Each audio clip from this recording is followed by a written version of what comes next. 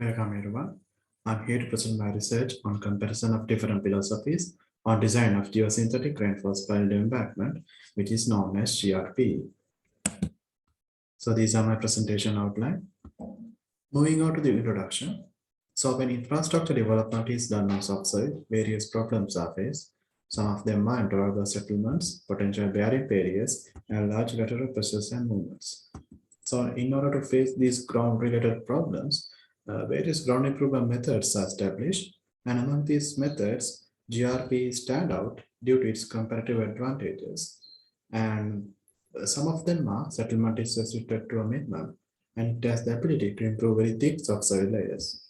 So moving on to the construction sequence, initially precast piles are driven to the subsoil, followed by placing the geogrid and the embankment layer placement.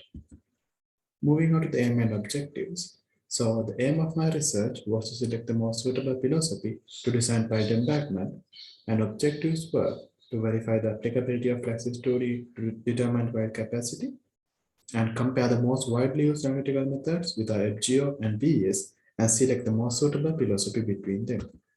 So moving on to the methodology. So after initial literature review, different philosophies on piled embankment were identified. So in that case, load transfer mechanism is an important mechanism. So the main reason behind the efficient load transfer by the embankment is the occurrence of soil latching. So soil latching occurs due to the stress difference between pile cap and the adjacent subsoil.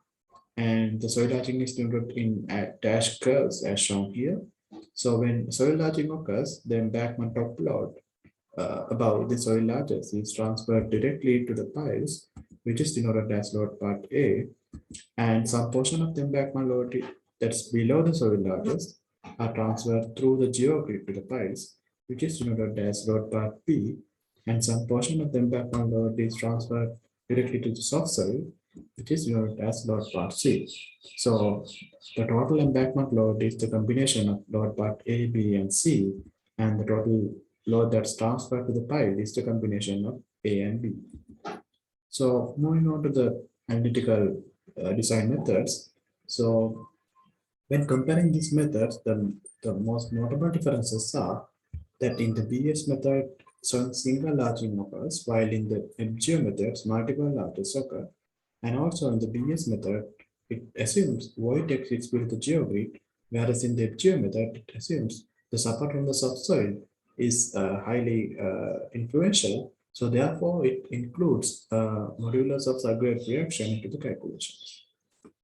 So after identifying these philosophies, the next step was to validate the Plaxis 2D model for obtaining pile capacities. So in Plaxis 2D, there are two analytical types, which are axisymmetric and plane strain. So for the case of single pile analysis, axisymmetric modeling was done, and for the corresponding case, a pile from the Southern Expressway was used, and the same pile was analyzed by using PDA testing, analytical calculations, and numerical modeling using Plaxis 2D. And the observed output parameters were load settlement curve and ultimate load and settlement. So the model cross-section of the pile is illustrated here. And so moving on to the modeling sequence. So initially mesh was generated, followed by stress generation. And then for the initial soil clusters, pile materials are substituted to simulate pile installation. And then pile soil interface was modeled. And then loading was applied on top of the pile. So for a typical loading case, this is the deformation of the structure. And the load and the settlement is obtained by the load settlement curve. So at the failure, the corresponding load is obtained as ultimate load, and the settlement at the failure is obtained as ultimate settlement. Similarly, by using PDA testing and analytical calculations, total bearing capacity and ultimate settlement were obtained. So moving on to the results. So the load settlement curve was obtained by using Praxis 2D and PDA testing. and total bearing capacity and ultimate settlement were obtained by using analytical PD and Praxis 2D calculations. So when observing these three design outputs, it's quite clear that the Praxis 2D agrees quite well with analytical and PDA outputs. So therefore, it's justifiable to use Praxis 2D as the base of validation for the plane strain study. So the next step of my study was the sensitivity analysis of the pilot embankment. So in that case, analytical design outputs were compared with Praxis 2D outputs, where other Plaxis 2D was used as the base of validation. So for the sensitivity analysis, the varied input parameters were surcharge, pile width, geogrid stiffness, subsoil stiffness, and the embankment height. And moving on to the analysis procedure, so GRPE was modeled using Plaxis 2D, and the same one was calculated by using BS and EBGEO analytical codes. So the obtained outputs were total load on the pile and the geosynthetic tension. So the figure here illustrates a typical cross-section of the pile embankment. And moving on to the model sequence. So initially measure was generated, followed by pore pressure generation and effective source generation. And then stage construction procedure was followed. So in that case, 7 phases were followed to simulate actual pile embankment construction. So for a typical loading case, this figure shows the deformation of the GRPE. So moving on the results of the sensitivity analysis. So initially the variation of the total load on the pile was obtained by varying pile width and surcharge.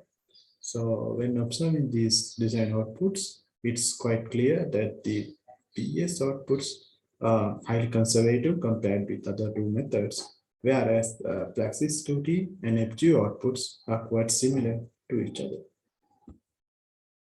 Similarly, variation in geogrid tension was observed by varying peat layer stiffness, geogrid stiffness, surcharge, and embankment height. And in this case too, it was notable that BS outputs are highly conservative, whereas EBGEO and Praxis outputs are much similar to each other. The main reason behind these observations are that in the case of BS, it assumes that the total embankment load is ultimately transferred to the pile. So therefore, the pile loads are much higher in the case of BS method. And also, since in the BS method, it assumes a void exists below the geogrid, the geosynthetic tension developed in the BS method assumptions are much higher. So those are the two main valid reasons to obtain highly conservative values for total load on the pile and the geosynthetic tension. So moving on to the conclusion of my research. So by axisymmetric analysis, it was concluded that Praxis 2D can be used to calculate pile capacities. And moving on to the conclusion from sensitivity analysis of pile embankment, it was concluded that BS method highly over-predict total load on the pile and geosynthetic tension, and stiffness of the subsoil layer, which is neglected by BS method, is an influential parameter when determining geosynthetic tension. And so the ultimate conclusion of my research was that EBGEO is the most suitable and most economical method to design pile embankment. So these are my references, and thank you.